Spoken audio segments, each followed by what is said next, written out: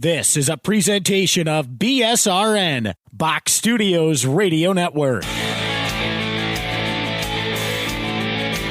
The Power Play Post Show is on the air, covering minor league hockey since 2003, and now covering the Binghamton Black Bears with news, reactions, and in-depth interviews only heard here. And now from the Box Studios in Kirkwood, New York, here is your host of the Power Play Post Show, Bob Howard.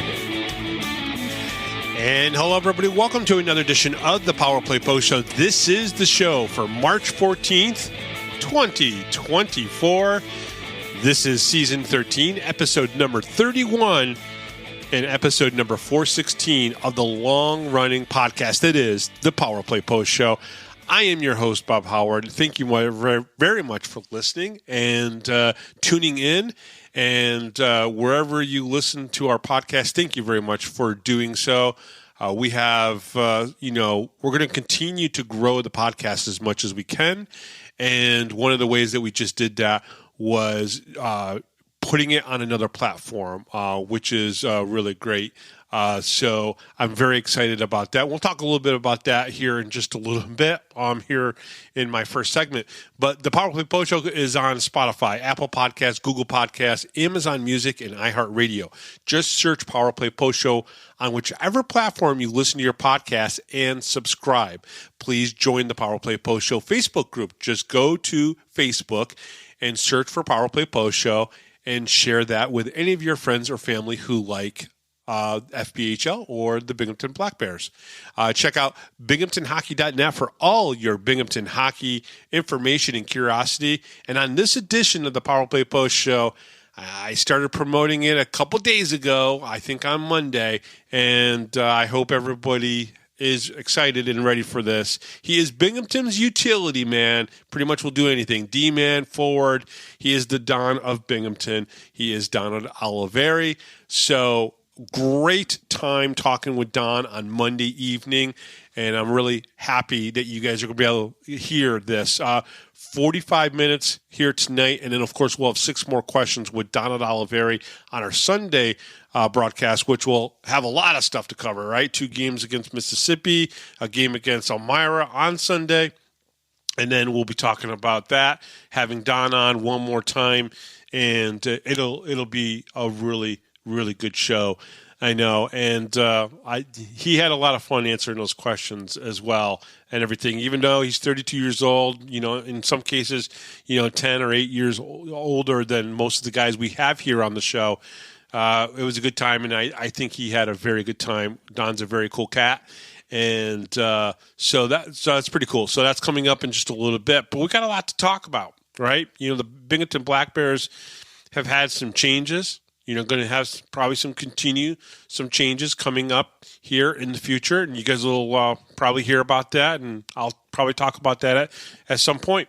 But let's preview this weekend's games, all right? Now, on Friday and Saturday, they play the Mississippi Seawolves. First time this season that they play the Seawolves. What do we know about the Seawolves? Well, they are in the Continental Division. Right now, they're in 4th place with 20 wins, 21 losses, and 3 OT losses for 58 points. 17 above the Blue Ridge Bobcats and 7 points behind the Port Huron Prowlers. So, they have the possibility to catch up to Port Huron, and they probably will not be caught by Blue Ridge. So, they're probably going to be in 4th place when this is all said and done. They are winners of their last 2 games, beating Baton Rouge last Friday 3-1 in Biloxi, and the night before on Thursday, they gave the Columbus River Dragons a rare loss. Columbus being the number 1 team in the Continental Division, beating them 4-3 in overtime after a Justin Barr overtime goal, right? And so Columbus doesn't lose a lot, and the Seawolves took it to them in overtime on Thursday of last week. They had Saturday and Sunday off. The Seawolves are led by Hugo Koch with 25 goals, 31 assists for 56 points in 39 games. So he's having a good season. Also, Joachim Nielsen with 23 goals and 24 assists for 47 points in 42 games, also having a good season for the Seawolves. But Lucas Hedlund is one of the guys to look out for with the Seawolves. He has 153 penalty minutes for the Seawolves. He will fight. He can play a little dirty if he needs to. And a lot of people know him throughout the league because he does throw down whenever he has the chance. They have 2 netminders to look out for. Now, one of them we know pretty good, Joe Shepard. He was here in the first season for Binghamton, and he played a little bit last season. A few games with Binghamton last season. This year, he is 8-10 with a 4.5 goals against average and an 8.84 save percentage. Now, they also have Blake Wyrick. That's their other netminder, who is 6-3-1 this season with a 2.55 goals against average and a 9.35 save percentage. So they have 2 goaltenders. We know one of them very, very well. So it'll be interesting to see if Joe Shepard gets one of those games up here in Binghamton. More than likely, the fans, if he does play, will give him probably a nice applause when they hear his name being called. Their head coach is Dustin Skinner, and Sam Turner is their assistant coach. Yanni Liarakis is listed as their player assistant coach, but he's not with the team at the moment. He was a big part of their offense. He had 32 goals and 40 assists for 72 points in 30 games played, but was suspended from the team for the rest of the season. I believe he had to go and take care of some family business. So that's why he's not with the team. The Seawolves have a power play that fires off at 22% and a penalty kill that is at 77%, basically in the upper echelons for the FPHL. The Binghamton's power play is 28%, so a little bit better. We've scored the most goals on the power play than any team in the league, but I believe we're second behind Columbus because of percentages. And Binghamton kills 83% of their penalties, also one of the best. Last season, the Black Bears played the Seawolves 3 times and had a record of 1-2 against them, winning a 4-3 OT game in Binghamton on the October 21st with a goal from Austin Thompson. So the Black Bears saw them 3 times last year, twice in Binghamton. They lost one of the games in Binghamton, and then they lost the game down in Mississippi when they went down there. I think they played a Wednesday game in Mississippi and then went to either Columbus or Carolina after that. So we'll see what happens against Mississippi. Mississippi has, again, they have, I believe, 20 wins on the season. It'll be interesting to see how the team plays. It is a 3-3, so they have to pace themselves all weekend long. And I think Mississippi only plays the 2 games in Binghamton, and then they head back home. So we'll see how this all plays out. Now, Binghamton also plays on Sunday against the Elmira River Sharks. All 3 of these games are at home. So that's an important part. This is a 3-3, but all at home, no travel for the Black Bears. And hopefully that means they're rested, they're ready, and they can. I mean, these guys are young enough that they should be able to play 3 games in 3 nights. Sometimes you would play 3 games in a weekend, in a tournament, right? So, for youth hockey. So hopefully these guys will be fine. This is the 11th meeting of the 2 teams and the first game in Binghamton since January 27th. The last 4 games have all been in Elmira. The Black Bears this season are 7-2-1 against the River Sharks and are 4-0 playing in Binghamton. So they're undefeated in Binghamton against Elmira this year. So I think that's a good thing. Elmira is led by Stephen Klink. As always, we talk about Stephen Klink with 23 goals, 31 assists for 54 points in 35 games. He's having a great season, Stephen Klink is. David Giada is one of those guys who's just a thorn in our side. 20 goals, 21 assists for 41 points in 37 games, and he's always a threat to score, especially against the Black Bears. Sammy Bernard is a really He's had, when they've won against us, he's been in net. 13 wins, 13 losses, 3.56 goals against average, and he's got a really good save percentage of .912. Sam Levici is on the River Sharks, as we've talked about in the past. Dressed once in the last game against the Black Bears, but did not appear in the game, and he has not appeared in a game yet for Elmira, so he hasn't played yet. Elmira on the power play is 19%. Remember, Binghamton is 28%. So Binghamton is obviously doing much better on the power play than the River Sharks. And on the PK, they're at 73%, and the Black Bears are at 83%. So, special teams really, that mark goes to Binghamton. But again, I really think that in the recent games, Elmira has, other than the 10-2 loss that they had against the Black Bears, I think Elmira has played much better against the Black Bears than they have in the past. Okay? So 3 games, 3 nights for the Binghamton Black Bears, 2 against Mississippi on Friday and Saturday, and then, of course, Elmira on Sunday. All at home in Binghamton. So I think that's pretty good. I don't remember reading about any specialty games or specialty jerseys or anything, but obviously you can go to the Binghamton Black Bears website and check their promotional schedule if that interests you, if that's something that interests you. I'm interested when I look at some of those jerseys and I go, oh my God, those jerseys are nice, because some of them have been really, really good this year. Without a doubt. Okay, so roster updates. Let's talk about this. There's some stuff that we need to talk about here with the rosters. Okay, Jake Shultz has been indefinitely suspended. What does this mean?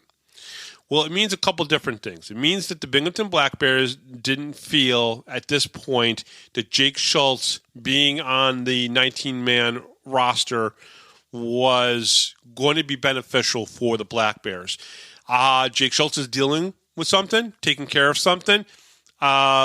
It's not something that I can release, or that I've been asked to keep this quiet, and I will do that because I have a good relationship with the Binghamton Black Bears. So yeah, in some cases, maybe I'm shilling for them, if you want to call them that. But if I still critique the team and say that they played bad, or they need to work on this, or they need to do this, or whatever, I'm still critiquing the team. But they've asked me not to talk about why Jake Shultz is not with the team right now. And that's fine. There's a personal side to these players, and we have to, in some cases, respect that. And when it comes out, and then we can talk about it if it needs to be talked about.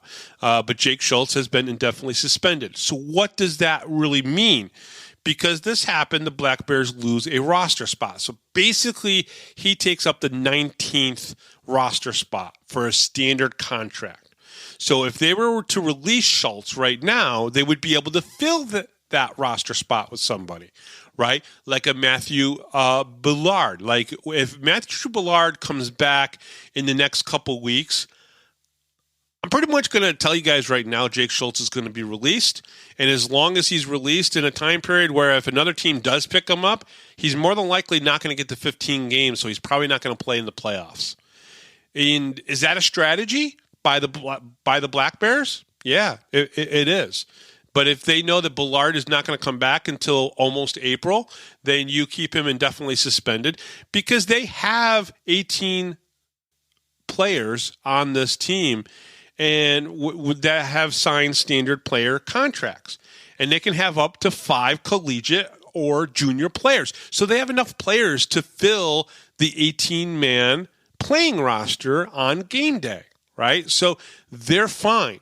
They, again, like I mentioned on Sunday's podcast, nobody is not replaceable. Everybody is replaceable. They really are.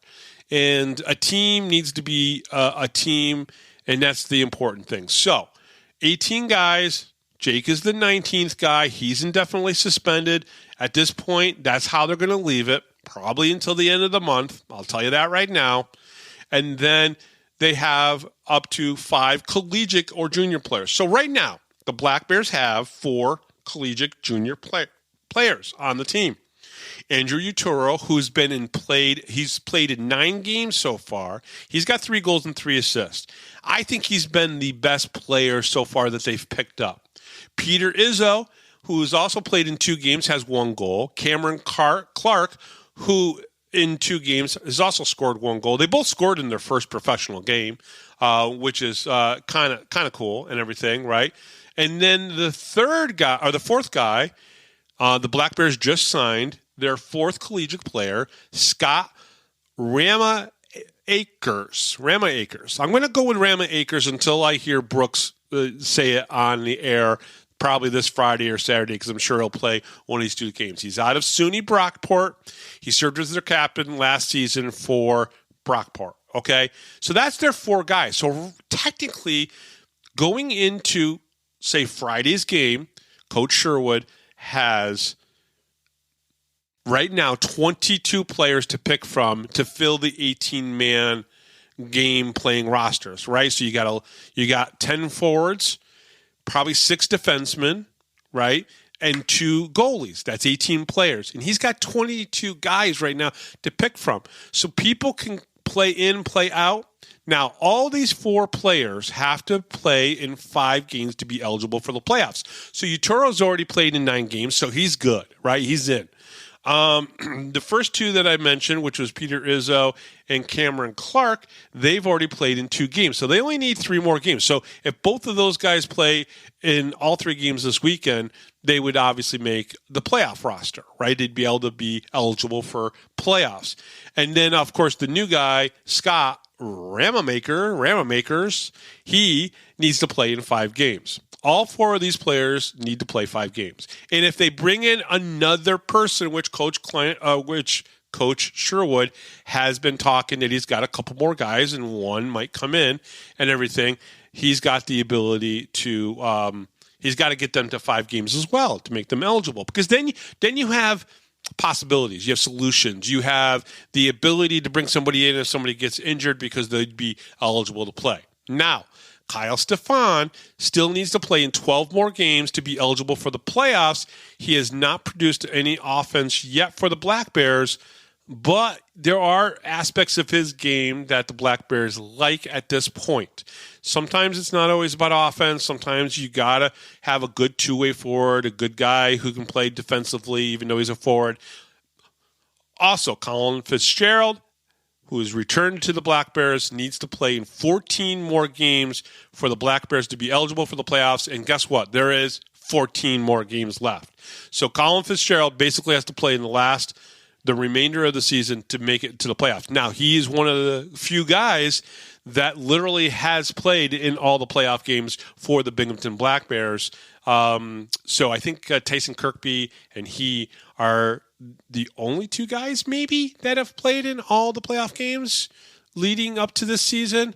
No, Tyler Jurich probably has as well, but he's not on the team no more. So we'll see. I'll have to dig into that and see, because there's only a few guys that have played in all the seasons for the Binghamton Black Bears. Now, Colin obviously has to play in 14 more. Okay, Coach Sherwood has other players potentially coming in as well. Some have to complete their commitments with their schools. That's all normal and everything.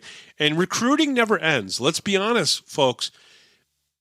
Coach Sherwood and any coach in this league are not just coaches. They're also general managers. They're scouts. They're always looking.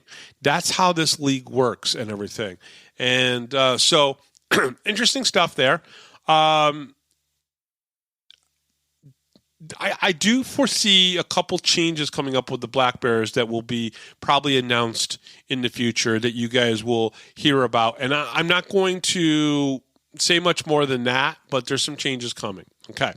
So before we get to the interview with Donald Olivieri here in just a couple minutes, I do want to mention and I want to thank Gary Ryan for helping me with these numbers, because he's really, really good at that kind of stuff and everything. But I want to make sure we talk about it, right? The Binghamton's magic number to win the division is 17 points, okay? So this weekend, they can win 9 points, right? If they get regulation wins, 9 more regulation wins, they can knock that down to 8 points. Now, if Motor City loses 2 games. This could be down to like 2 points at the end of this weekend. So there's a possibility to knock a lot of this off, okay? But we'll see. But right now, the magic number to win the division is 17 points, and you could take 9 points off with 3 regulation wins right there, and it could be down to 8.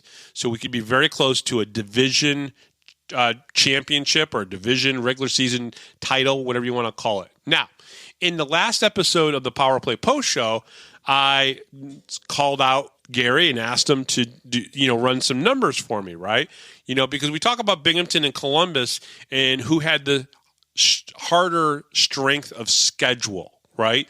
Now, they talk about this a lot in college football, right? Strength of the schedule matters a lot when it comes to rankings and things of that nature, right? If you're Alabama, you're probably playing a lot of tougher teams than if you were, say, trying to come up with a school that probably wouldn't play. Maybe Syracuse, right? Syracuse might have a weaker schedule of opponents and everything. And what you do is you take a look at how many games they've won, strength of schedule, maybe their rankings and stuff in college football. So Gary gave me some numbers, and basically Binghamton has a strength of schedule of 496. So the points percentage that the teams that they played against is at 496, and Columbus is at 438. So I would say that it's kind of close, but definitely Binghamton's teams are at least almost at 500, .500, which would be, almost, basically saying that they've got half of their points possibility. And with Columbus, it's less than that. So Binghamton's strength of schedule, I think, is better than the Columbus River Dragons. So what does that mean? It means that just because Columbus has won a few more games and has more points and everything, doesn't mean they're a better team. We will see if the two teams meet in the FPHL championship, which will be the first time they meet this season, which will be very, very, very interesting. All right. Well, that's it for me.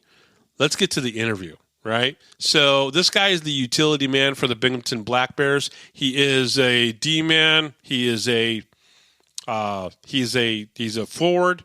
He plays anywhere Coach Sherwood asks him to play, and I think he's a pretty fun guy to watch on the ice. Smiles a lot, gets into a lot of scrums. He's an antagonizer out there on the ice, antagonizing the other teams and really getting involved in all the action, no matter what it is. He is Donald Olivieri. He is my guest coming up next here on the Power Play Post Show. Hi, this is Don Biggs from the 92-93 Binghamton Rangers. Hi, this is Brandon Bulchinski. This is Grady Wittenberg, the voice of the Binghamton Senators, and you're listening to the Power Play Post Show.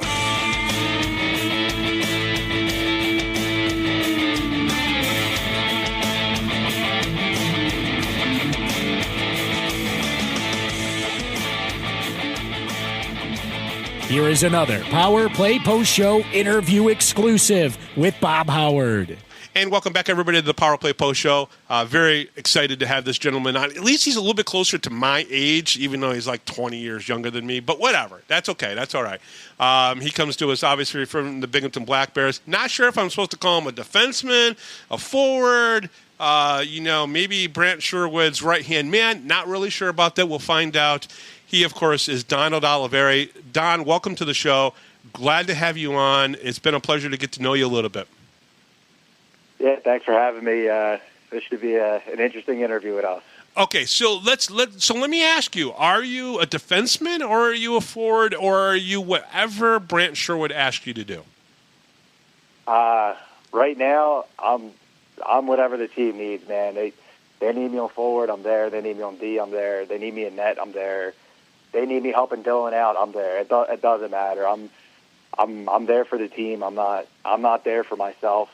I'm there to do whatever I can to help the team win, because that's the goal that everybody has. So. Okay, in your career, have you ever laced up the goalie pads? Have you ever done goalie? Yeah, not in a game. But, in Mississippi, I played a practice or two at goalie. We used to do 4-on-4 every Monday at Mississippi practices, and one of the few times I put on the pads. You know, I'm not going to say I'm great. I'm not going to say I'm terrible, but you know, I just keep the shots limited if you ever put me in a game. Fair enough. Okay, so let's talk a little bit about you growing up. You grew up in Philadelphia, Pennsylvania, Flyer country. Obviously, you got the Eagles, and you've got the Phillies and the 76ers. You got a lot of sports. Can you tell us what youth sports is like in Philadelphia, especially with you growing up? Was hockey always number one? Was there other sports, in play as well? Yeah, I mean, hockey, I wasn't really younger. I played, for B teams and stuff. I really wasn't into hockey until my first year at AAA, which I think I was around 13, 14. I got lucky, and I was at open hockey just messing around, and a coach happened to see me, and he asked me if I wanted to play for his AAA team, and I said, I don't know what that is, but I'm in, and next thing you know, my dad got the bill, and he said, what did I get him into? But, So it costs money to play youth hockey in a lot of cases, especially in a lot of different cities. I'm not surprised even in Philadelphia. Yeah, it wasn't cheap, but I enjoyed it. I mean, it was definitely fun. But I grew up playing baseball as well. Mm-hmm. I think hockey was my top sport, but it was nice to play baseball. That was kind of a getaway from hockey growing up because everything was hockey, high school hockey, club teams. I was playing on 2-3 teams at one point, and when I played baseball, that was kind of my getaway. So it was hockey, but I enjoy a little bit of baseball here and there. Then play a little bit of basketball as well. I wasn't as good, but it was just something different. And all kids need a change up once in a while. Yeah, absolutely. So was it about 13 years old when you guys realized that it's going to be hockey just mostly at that point? Yeah. So when I got on that team and realized practices were 3 nights a week and practices were about an hour from me. That and then basically you play in Jersey, and then you play 2 hours away, you play 3 hours away. Every weekend you're always traveling. We kind of knew, like, all right, like, it's I don't want to say it's not fun. It's just I gotta put more into it. I gotta start learning more things about it, and kind of, I'm not saying I worked out at 13, 14, but like I kind of ate a little bit right and just prepared myself better than what I did before, and I think that's what helped me be successful at a young age. Did you start off as a forward or a defense when you were younger, right around that 13 years old age? Because I know when I was playing at that age, usually coaches would be like, all right, let's see everyone skate backwards. Okay, you're a defenseman, and you're definitely not a defenseman. So how did that work for you? So I was playing forward younger, and then when that guy, when I played my first year at AAA, mm-hmm. he asked me before, he said, you ever play defense? And I said, no. And he goes, so believe it or not, I had a pretty hard shot at 13, 14 years old. I had a really hard shot. Like I can't understand how I had a hard shot. It just came natural. And you have one of the best shots in the team. He goes, we can use you as a defenseman to get pucks through and stuff like that. And I said, okay, I'll try it, whatever. Like I'm not one of those guys that are gonna, oh no, I'm a forward, I'm this and that. I'll do whatever it is for the team. I just love playing the game, and that was that, and I was a defenseman ever since. So it wasn't even about your skating ability, it was more about your shot and how hard it. I mean, we've all seen, listen, in pro hockey, we've seen, the Don Father's like shot. We know it's strong. That was the premise of you becoming a defenseman. That's interesting. Yeah, I guess so. Well, that's kind of interesting and everything. So, you played obviously AAA in Philadelphia. And you guys traveled a lot and everything. Was ice time hard to get in Philly so you could be a little bit closer? Oh yeah, because a lot of guys I played for. So technically, the teams are the Philadelphia Little Flyers, the first team I played for, but they were based out of Hollydale, New Jersey.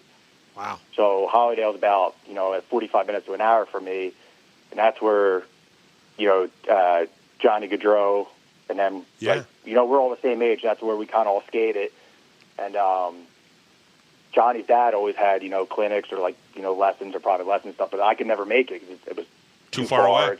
My dad was working, my mom was working, so it was tough. And then the rinks around me, it just nothing was really going on. It was either I go to open hockey and basically play with older gentlemen and basically play men's league, or I just don't skate and and just I don't know, and basically just sit around and and just go to practice 3 nights a week.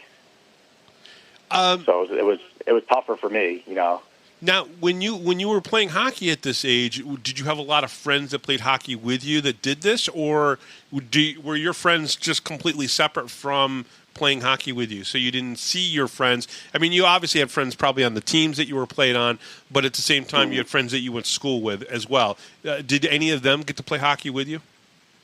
No, none of them played hockey. I had a couple friends that they're big hockey fans, and we would play some roller here and there, some foot hockey here and there, but nobody played ice hockey, so I didn't really have, at that age, I didn't really have anybody to go play with until I got to high school. And when I played high school hockey, then, that's when I was playing 7 days a week because I had high school practices and then I had club practices. But at the younger ages, I really didn't have anybody to go, hey, let's go to open hockey. It was either I went by myself or I didn't go. Yeah, and then I always found that makes it tough. I went to Tioga Central High School, no hockey program there. Tioga County didn't really have a hockey program. You either had to travel to the Broome County hockey, high schools and everything to play, or you played travel hockey, which is what I did, which got me hooked up with the Syracuse Stars and things of that nature. This is obviously back in the 80s. And whatnot, and it was tough because my friends that went to school, I didn't get to hang out with them that often because I was literally traveling either for practice or we went to Utica to play. We went to Syracuse to play. We were playing in Rochester, sometimes in Jamestown. It's a tough road sometimes for youth, but I loved hockey so much I didn't care. Yeah, I mean, I didn't really care too much. When I got to high school, a lot of my friends loved it. They loved what I was doing and stuff like that. But I mean, obviously, I missed a lot of stuff. Sure. I missed the usual, proms, dances, parties, whatever. I missed it because of hockey. And do I regret it? Absolutely not. I got to do so much in life because of hockey. I got to see so much. I got to travel with my family all the time, and it was just. It's worth it to me. It was worth it, and I would never say I regret any of it. And all my friends from high school now, I'm friends with still. So it's not like I lost them, No, it works out. So junior A hockey, obviously you go and play for the Texas Tornado and everything, and then obviously the Bismarck Bobcats. Was that the first time you kind of were out on your own, away from family? Yeah. I went to Texas. I obviously had to build a family there, and actually my billet family was from Philadelphia. That's awesome. Which was kind of interesting. So that was actually nice. It was kind of a little bit easier, staying with them, and then they know, they're big Phillies fans, Eagles fans, all that. So it was kind of nice getting into that. But did it make it easier? Did it make it easier? Yeah, for sure. Because I'm 19 years old going out there. I mean, I'm not a shy kid, but when you're staying in somebody else's house, a different family, and they have kids, it's a little awkward, a little weird, but it made it easier that they were from Philadelphia and we could, relate on a lot of things. So it was a little bit more easier experience for me. Now, what was Junior A hockey like for you? Obviously, you probably step up in the quality of play, the speed of the game. Obviously, had changed then for you. Did you adapt pretty well to it?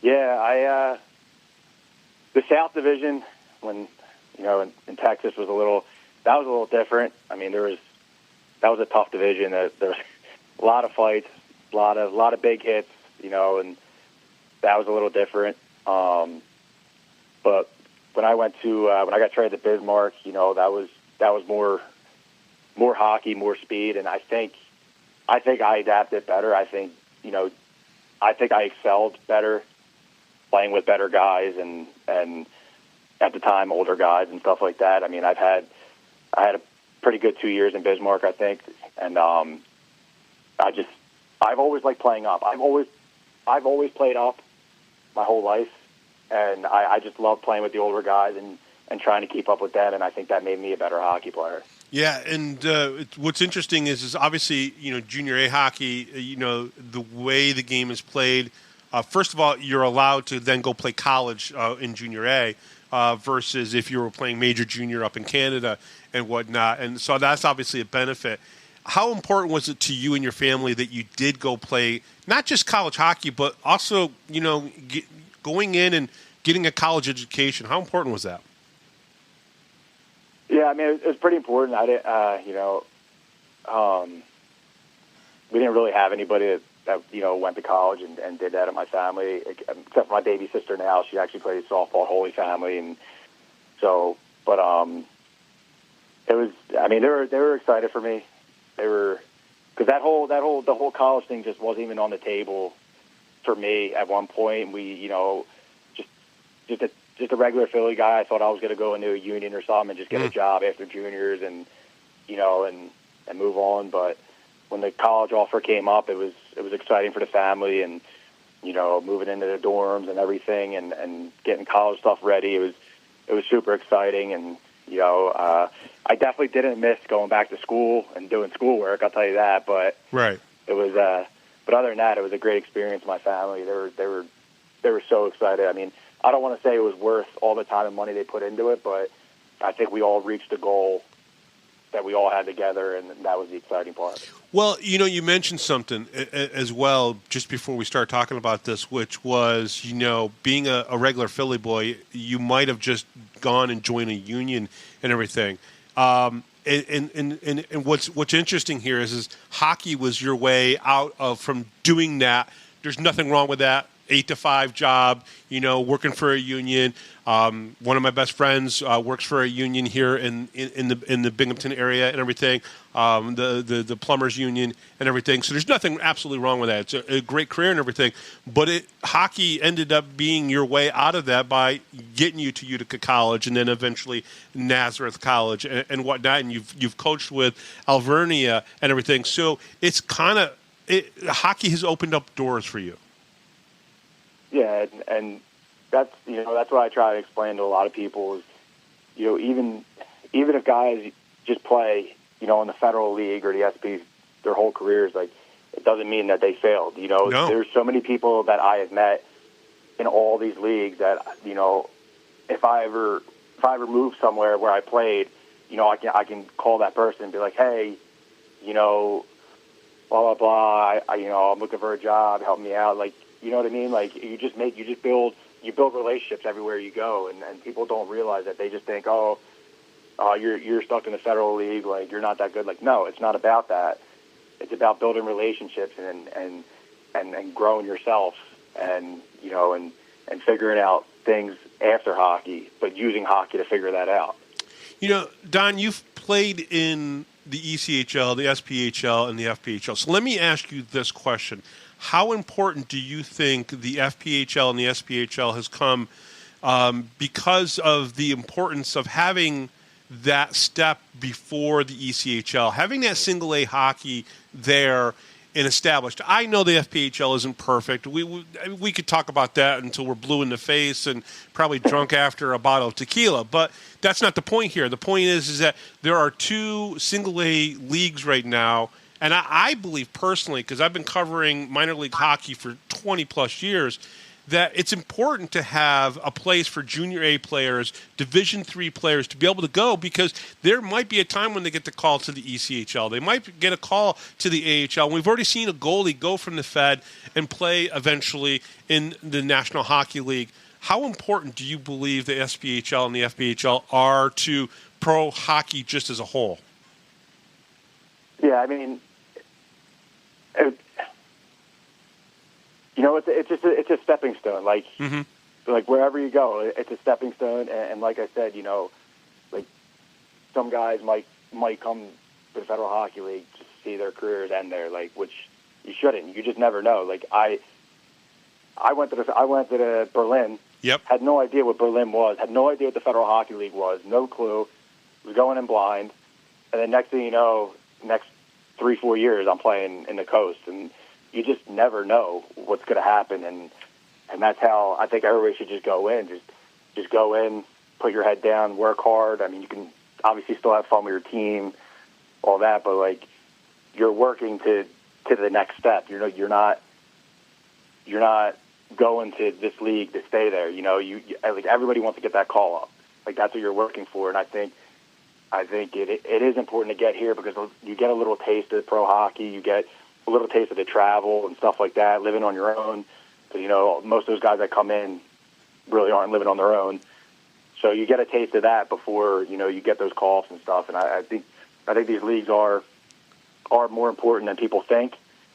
And, I was grateful coming through this league and seeing and getting a little taste of pro hockey. And I mean, obviously it helped me out, and I learned a lot from it. Yeah, and you've obviously been a pro hockey player for 8 years now, maybe 9 years, if I do the math correctly. But I'm from Binghamton, New York, so math is not necessarily our strong suit and everything. You've been in a lot of cities. Take Binghamton out of the equation for a couple minutes and everything.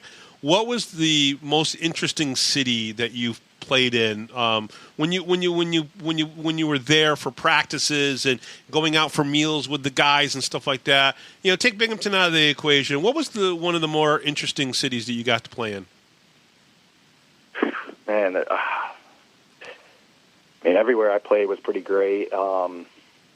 Because you played where the Mississippi, you played it down in Mississippi. That's Biloxi and everything. You've played in Rapid City and Quad City, Pensacola, Fayetteville. Everywhere. I think every place just had their own charm, unique style to it. Like, my wife, when she used to visit me in Mississippi, she would look at me and be like, "Man, I can move down here." Like, really, it's just nice weather. It's good people down there. The food's awesome, but then like, when I was in Norfolk. 20-some-year-old kid living in a mansion on a beach. Like, how can I hate that? And it just wherever you go, the city has their own unique thing. And then I never looked at anybody and said, "Man, this place is awful," or "This place is terrible." Like, I never said that. Everywhere I went, I enjoyed. I had a good time, and every place has that something that you want to go see or do. Let me ask you this question about Peoria when you were there. It was a couple years after they had lost the AHL team and they brought in the SPHL in there. What was Peoria like? What were the fans like in Peoria just a couple years removed from having AHL hockey? So I think the fans were a little light at the time. Yeah. And then as the SP team, as they got more successful and were winning and becoming, one of the top dogs in the SB, I think that when the fans started coming, they were a bit rowdy, they're a bit crazy. They're like any other fan base. They'll die for their team, and I know a couple of years ago they were having issues trying to get renegotiating the contract with the building, and a lot of the fans stepped in and helped get that done. So it just shows the commitment they have to the team, and that was another place that I really enjoyed playing, and that atmosphere is pretty wild. So I was asked to ask you to tell the story about the Mexican flu. What can you tell me about the Mexican flu and what this is all about? Yeah, so I texted Sherwood and I had to ask him if I can tell the story, but okay. No, we were in Norfolk together, and it was, at the time we had a lot of injuries on Norfolk, so we had a lot of SP call-ups at the time, and a lot of the SP guys were friends of ours. Robbie Fatork, the head coach, would come to me in Sherwood and would trust us on, getting call-ups and stuff like that. Sure. So, but we were we just got to Orlando, settled in the hotel, and a lot of the guys,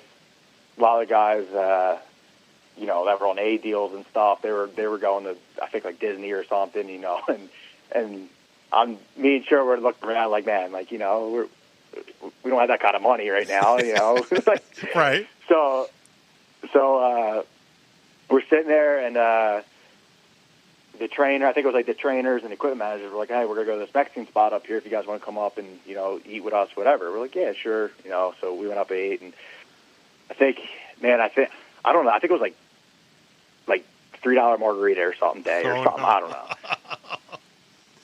So next thing you know, we're eating, we're bullshitting, me and Sherwood, I have a couple margaritas, and, we're feeling nice, and Orlando, it's beautiful. The sun's out. You're in Florida. You want to be outside. So I look at him.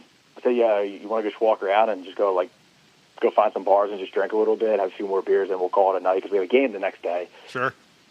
So he goes, yeah. The next thing you know, the SP guys come out. Next thing you know, 3 in the morning. Oh, no. And we're all sitting there at the bar. We're all going home. 3 in the morning.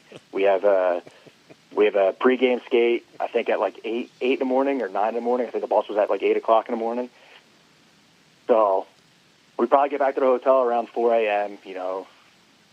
I'm in a hotel with one of the goalies. I forget who Sherwood's with. So guy gets up, wakes me up. He goes, hey, we got to go. I'm like, man, I'm hungover. So I'm like, I'm not feeling well. I'm really hot. I'm sweating, all this stuff. And he goes, well, we got to get on the bus. I said, just go. I'll text the coach, whatever. Texted the trainer. I said, hey, I'm not feeling well. I think I got food poisoning from this Mexican place we ate at. I'm not feeling well, which doesn't make sense because Sherwood ate at the same place. Sure. So, I missed pregame skate. Sherwood's in the locker room. Every guy that went out made pregame skate except for me. Oh, no. Every single guy. How did Fatork take this? So, well, the captain, I think, went up to Sherwood and was just freaked out on him about me. And the guys knew that I was hungover, and a lot of the guys were mad, and they're freaking out. Sherwood's kind of trying to stick up for me. He's like, no, he's sick, blah blah blah. He's trying to stick up for me. So I texted the trainer. I said, hey, do you have any medicine? And he goes, yeah. So I'm over here in my hotel room by myself. I'm puking. I'm throwing up. Hungover. I'm awful. It looks like I died. So I hear a knock on my door, and thank God the timing of this. I'm literally flushing the toilet from throwing up as Robbie Fatork is walking in. Oh, jeez. And I looked at Robbie, and he looked at me, and my heart dropped. I'm just sitting here I guess I'm packing my shit. I'm getting a flight back to Norfolk. I'm going home, Right. He gives me a medicine. He goes, how you feeling? I said, honestly, Robbie, I'm feeling like shit. He goes, well, are you going to play tonight? I was like, yeah. He goes, we need you. I said, all right. I go, I'm playing tonight. Don't worry. I'll be ready. He goes, all right. And he walked out, and I'm sitting there. I'm like, holy shit. So I'm sitting in my hotel, sleep the rest of the day, don't eat anything, show up to the rink for at 5 o'clock or whatever. I'm getting ripped by our captain. Ripping me. Absolutely ripping me. I know you're hungover. You went out. You were being irresponsible. Blah, blah, blah. Just absolutely ripping me. Sherwood's over there laughing at me. Our buddy Roy's laughing at me. They're both out, and I'm sitting there dying in the locker room. I get dressed, whatever. I think we're losing 3-2 or something. There's 30 seconds left. I'm having a pretty good game, playing guilty, whatever. Yeah. I scored a tying goal. We go to overtime. Me and this kid Roy go out, and Roy was out just as late as me. We were both just, probably the worst two guys to put out in overtime together. But what do you know? I give him a pass. He goes down. He scores the game winner. We get to the locker room. Everything's honky-dory. Yeah. Everybody's all happy. and we literally just came up with that was the Mexican flu game, and that's how it got its name. And wow. And I'm just so thankful that I had the game of my life that game, or I probably would have been on the bus going home. Yeah, no, you know what? Let me explain something to some of the fans. If you don't know who Robbie Ftorek is, he played with the Quebec Nordiques and the New York Rangers. He coached the AHL's Albany River Rats to the only championship that Albany has ever seen, Calder Cup championship in 94-95, which was a great year, obviously, for the New Jersey Devils system completely and everything. So this guy has a lot of clout, and a lot of people look up to him and everything, and I guess the Mexican flu, as long as you scored the game-tying goal, it worked out okay for you. Oh man, that was probably one of the worst days of my life. Just between being that hungover, missing pregame skate, and going to the locker room with the guys, and it just that was probably one of the worst days of my life until the end of the game, and then everything just turned around. That's awesome. Well, that's awesome. It's a great story and everything. I'm glad Brant asked me to ask you about that. One more thing from Brant Sherwood. I feel like he's conducting this interview, at least the latter half of it and everything. Tell me about the time, I don't know who you were playing for at the time, that you were traded to Memphis and then traded back for him. Oh, man. So I was playing in Mississippi. Okay. I got brought in the office, and I can't think of the coach's name right now off the top of my head. He says, "Hey," he goes, "I'm trading you." He goes, "We just need a stay-at-home D-man right now." He goes, "I'm sending you to Evansville." I said, "Okay, whatever." So I drove, I think it was like 8 or 9 hours to Evansville. Probably played like 7 or 8 games in Evansville. Yeah. Got called in the office. "Hey, we're trading you back to Mississippi." What? For pretty much, I'm pretty sure it was for the same exact guy that they traded for originally. Oh my gosh. So I said, okay, all right, I guess I'm going back. So I drove back, I think Thursday, got there Friday, I think we played Friday, and then Saturday we played Evansville in Mississippi. Or it was the day after the trade we played Evansville. It was one or the other. Played them. It was a great game. Went to overtime. Mm-hmm. I literally got it changed, got the puck on a breakaway, put it between my legs, and went top shelf for the game winner. After the game, I went back to the Evansville's coach and shook his hand and said, "You probably shouldn't have traded me." And he just looked at me and called me an asshole and walked away. Oh, my gosh. Yeah, and then our Mississippi coach, pretty much apologized to me for trading me and traded back for me. Well, that would have been Derek Landmesser. Derek Landmesser, yes. Yeah. Yes. Yeah. So that's hilarious. That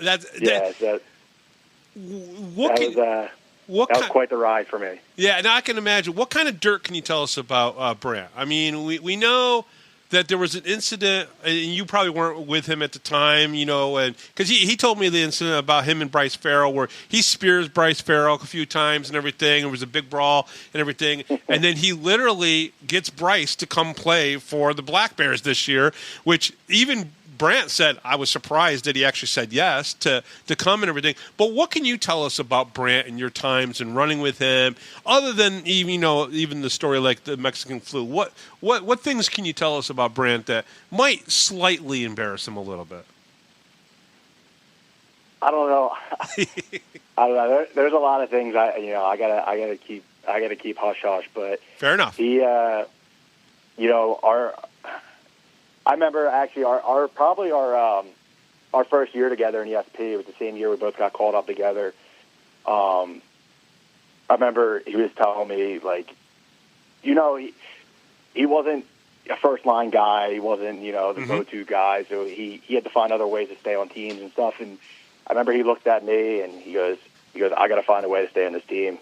He goes, "I'm fighting somebody today." I said, "All right, man." I was like, "Do what you got to do, man." I think it was like his first or second shift. Of course, picks a fight with I forget his first name. His last name is Drobot.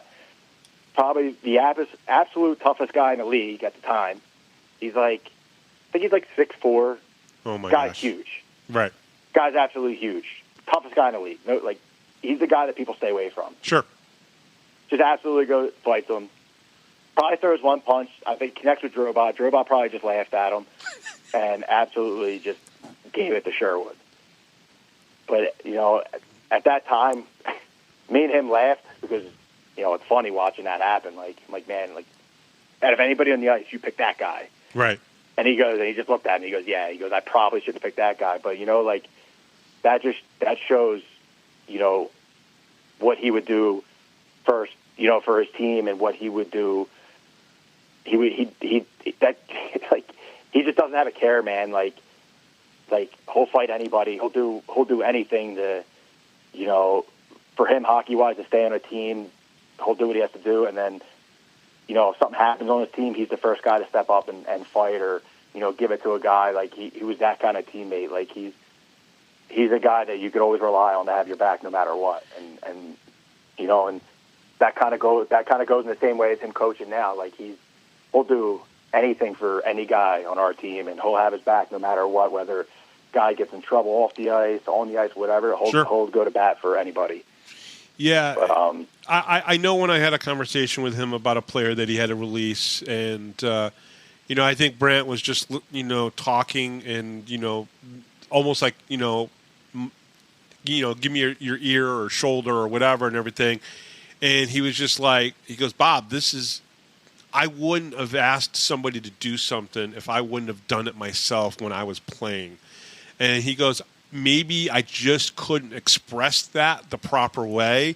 He goes, but that's the kind of person I am. I wouldn't ask somebody to go out there and do something I wouldn't do myself and everything. And, he even suited up this year and, took a stick to the face from Nikita. Wasn't pissed at Nikita at all about it because he said, listen, play me like I am any other player on the ice, not like your head coach. And stuff happens, and he, totally understood that and everything. It is interesting. You've played 37 games now for the Binghamton Black Bears between last year and this year.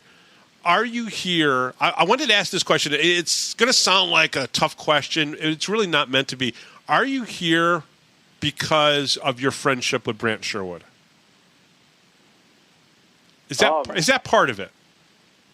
Well, yeah. So, like I said last year, when he asked me to come out and he needed a guy for a weekend, it was one. I wanted to come out and see him, obviously, and because I haven't seen him in a while, and I knew Tyson before prior as well, and so some of those guys in that team last year I knew prior. So at that time I was like, I'll come up here. I haven't played in 8-9 months, and I'll lace them up. I probably will only play like a shift or two, but it'd be good to see Sherwood and a few of those guys. And then after, things kind of went on, and I think if this was any other team that would ask me to come back, I probably wouldn't have if Sherwood wasn't the head coach, just Sure. because there is a relationship there. There's a friendship. There's a bond that teammates sometimes have that you probably still feel like you have that bond with Sherwood.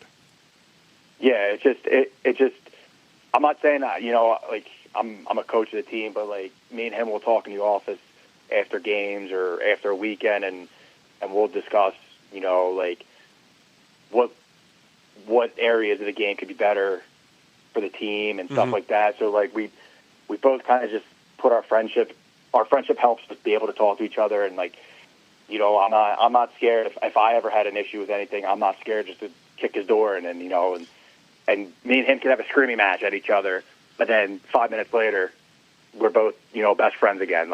It's fine, and I think that's the only reason why I would only do this for him. I don't think I would do it for anybody else, and I think our just how far back we go, and I think it just makes things so much easier for me to be able to do this.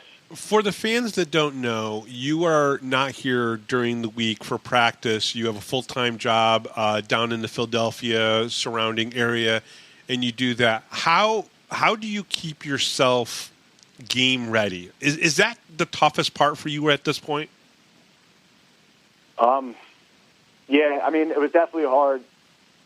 It's definitely hard coming from off season playing the first game because I don't play in the summer at all. Like once we lost in Danbury last year, yeah, my stuff was packed up until the first game this year. Like, really? I don't skate. It's probably it's a good break. It's a good break for me. Well, just because I've been doing it for so long, right? And I do other things in the summer, but during the week now, like I go to the gym regularly anyway, even if I was playing or not. Like going to the gym's a nice little getaway from me, blow off steam after work or whatever. So I think that definitely helps me kind of stay in shape. But I mean, I don't know. I guess it just comes natural. Like I guess it's okay. I'm going to take not hard for me. I'm going to take you to task on something real quick, right?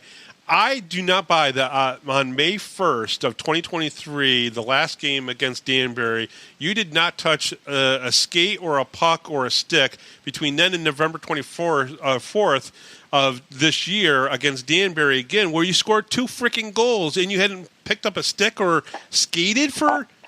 Come on. I promise you. I did not unpack my bag at all. It stayed packed. You had 4 goals in the first 2 games. I don't know. I guess I'm just in the right spot at the right time sometimes. Oh, yeah. Or that natural hard shot just helps you out along a little bit. Now, you told me that you started playing defense because they saw your shot, how hard it was. Is it really about the form, or was there something that you worked on to get that shot to be that way?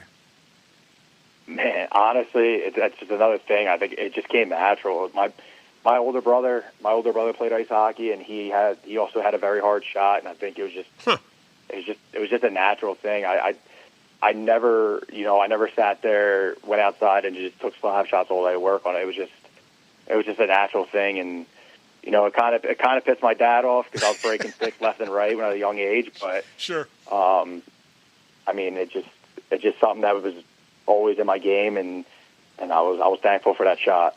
All right, Don, before we end this part of the interview, I want to ask you about this year's team. Very good in the first half of the season, maybe the first 27 games. A little bit of adversity, in the last 12, even though really honestly, they're like 8-4 in their last 12. So to say that's adversity, but with this team, that has been a little bit of adversity to have a few of those losses kind of sprinkled in. Gavin was suspended, Bryce Farrell was suspended, so the roster size was down ridiculously low, which is probably the biggest mistake that the FPHL made, even though parity in the league is a little bit better this year. But talk to me about how good you think this team is this season. Yeah, I told Sherwood probably like my 3rd or 4th week up here. I told him that this team is totally different from last year. I said, the vibes in the locker room are way better. These kids playing in this league, you don't come here to play for the money. No. And these kids, these college kids that are here, or guys that started here last year and are back, they understand that. Like, they understand that they're all here because they love hockey, and that's what's making Binghamton successful. They love hockey. They don't care about the money. They don't care about anything else. They care about winning, and they don't care. Who's going to score all the goals? Who's this, that. Like, they care about winning. Nobody cares who scores. Nobody cares who does what. They're a team. They stick up for each other, and they just want to win, and that's it. And this is probably one of the tighter teams that I play for. And it's hard for me because I'm not up here all the time, sure, obviously. But when I'm here, it seems like this team's super tight. Even the group chat, the guys are always busting each other's balls all the time, and it's a good group. And it's tough these last couple of weeks. Like, I get, I see what fans say. Like, we're not dumb. The players aren't dumb. It is tough. Like, Sherwood has a lot on his plate between trying to find that diamond in the rough of a college player. And then coach. People don't realize he's a GM and a coach. He doesn't have the title of GM, but he's basically working as a GM, a recruiter, all in one. And then also has to be the head coach as well. Yeah, and then it's tough for him. Like, he has a lot on his plate trying to find, that next that player that could help the team, or he's trying to find that playoff roster that he wants, and it's tough that he has to sacrifice, some guys to get other guys in, or whatnot, and that's just how it is. That's how it is at any pro level. But you have to find your playoff roster, and it stinks that if we're going to lose some games because of that. Like, you know what? That it's going to happen. It stinks to say it's going to happen, but we need to find that roster, the best roster we can, to go in the playoffs, and that's what Sherwood's doing right now. Don, how important has it been that your wife, because you have a brand new baby girl from November of last year, so she's barely 6 months old and everything. How important has it been that your wife is so 100% supportive of you playing hockey up here in Binghamton? I mean, I'm not going to lie. It kind of blew my mind when she told me to play again this year. This was totally her idea for you to come back and play in the 23-24 season.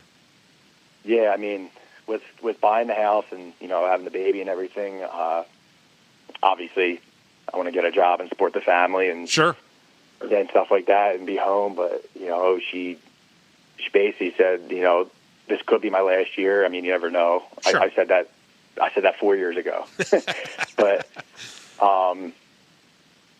it's just different with the baby now. I mean, she wants me to do it while we have the baby. So, one of these weekends I could bring the baby up and like I told you before, I know the baby's not going to remember any of this, but we can get some pictures and, it'll be a memory for me and my wife. And then when Jordy gets a little older, we can show her the pictures and show her that, even though, it wasn't the NHL, your dad did something while he was young, so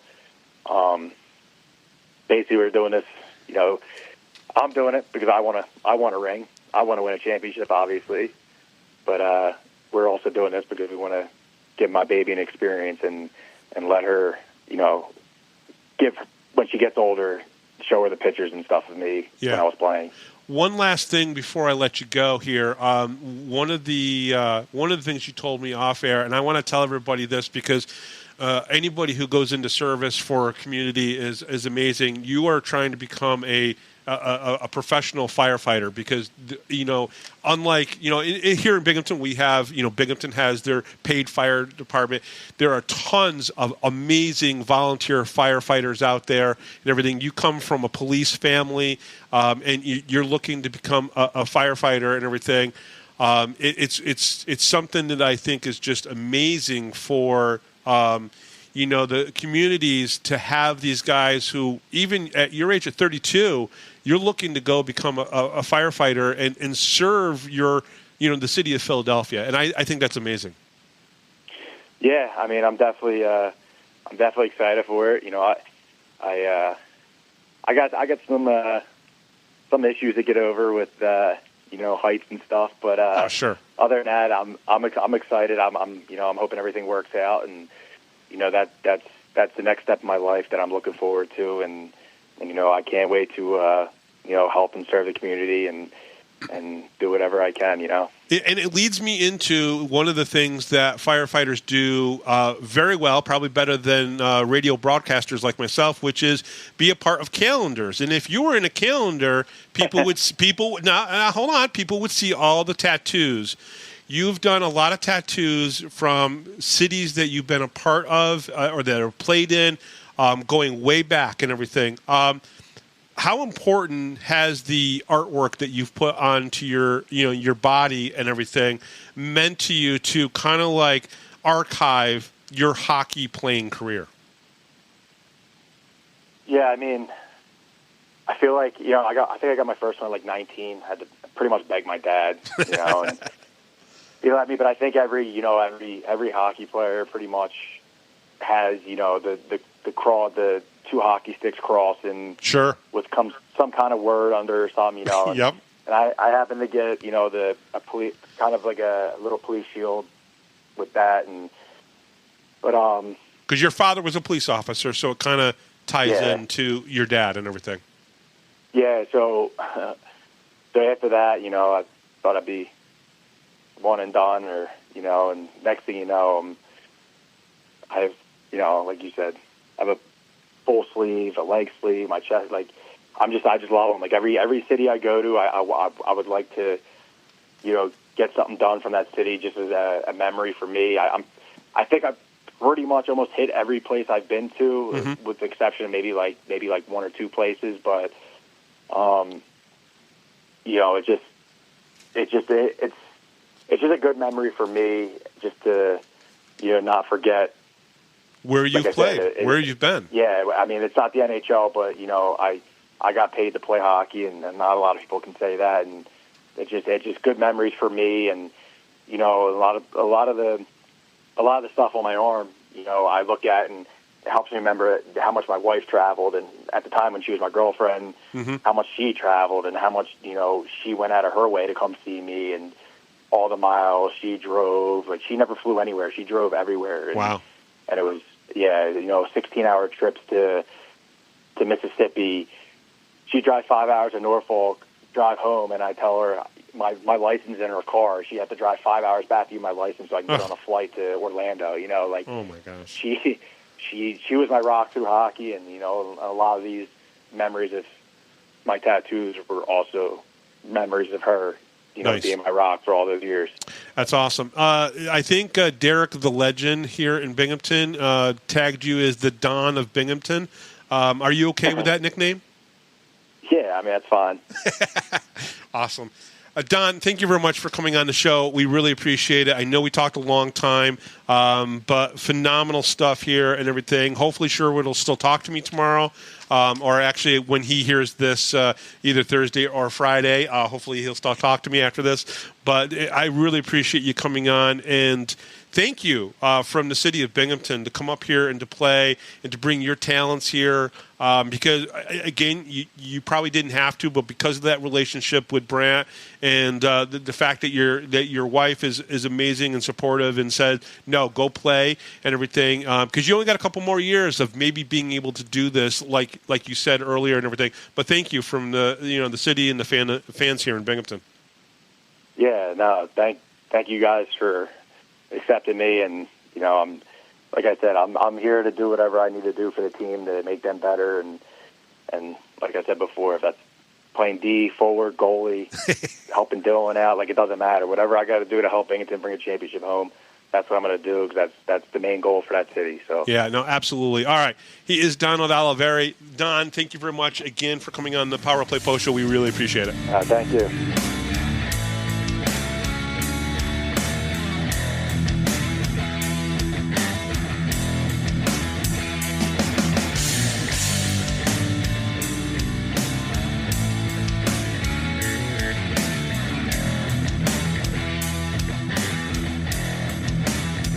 If you're a Binghamton hockey fan, then you need to check out binghamtonhockey.net for all your news, stats, information, the Binghamton Hockey Hall of Fame, top 10 lists, profiles, and so much more. That's binghamtonhockey.net.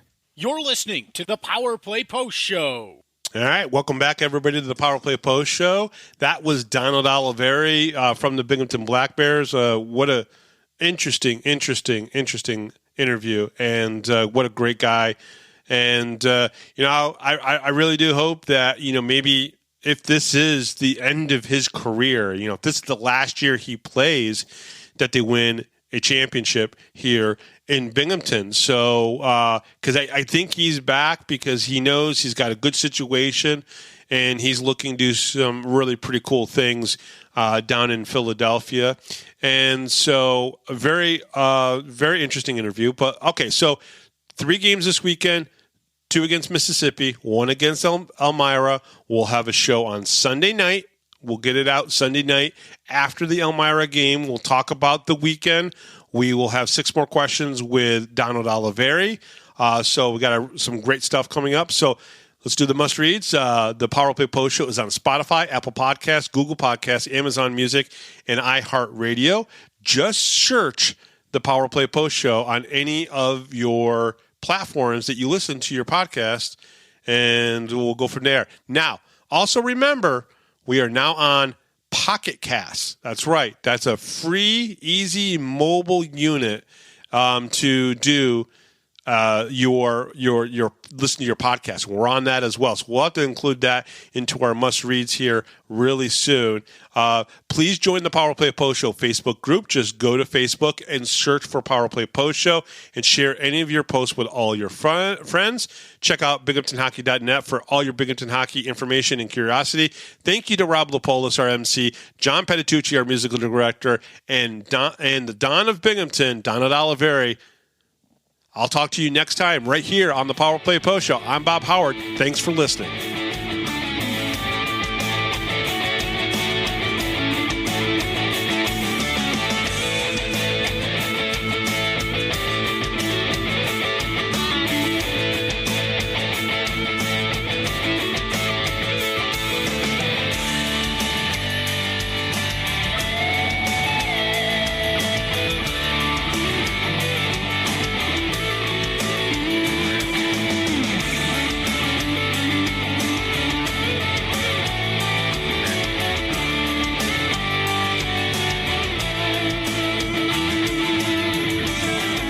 Thanks for listening to this edition of the Power Play Post Show. Be sure to tune in next week to the Box Studios Radio Network for all the latest Black Bears news and interviews from around minor league hockey. The Power Play Post Show would like to thank John Patitucci for all the music you hear on the show. You've been listening to the Power Play Post Show.